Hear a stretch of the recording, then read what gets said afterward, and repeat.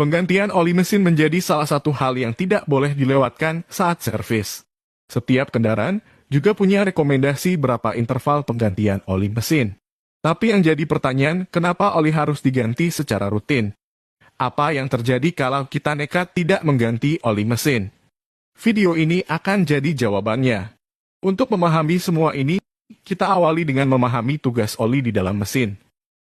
Jadi mesin itu kan isinya piston yang gerak naik turun di dalam silinder. Sebenarnya, piston itu punya celah dengan silinder. Jadi, baik piston dan silinder itu sebenarnya tidak saling bergesekan.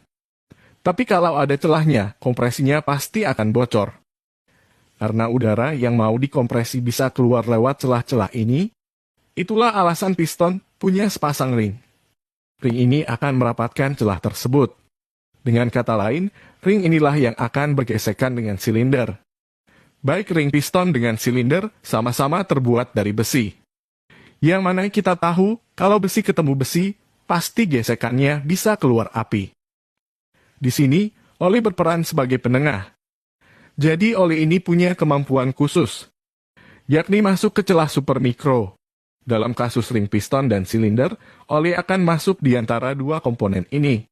Sehingga, meski kita melihat ring dan silinder itu bergesekan, tapi nyatanya ada lapisan oli tipis di tengah-tengahnya.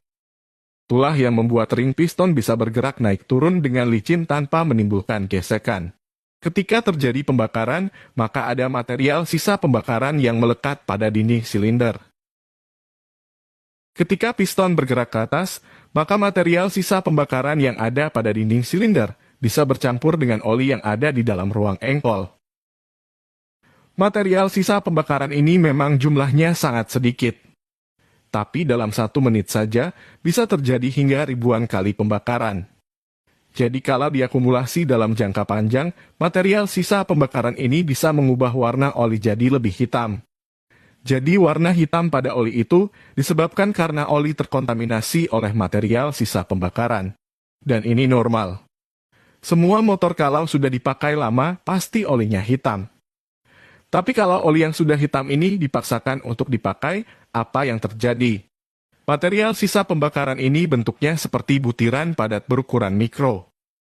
Ini bisa membuat komponen mesin tergores.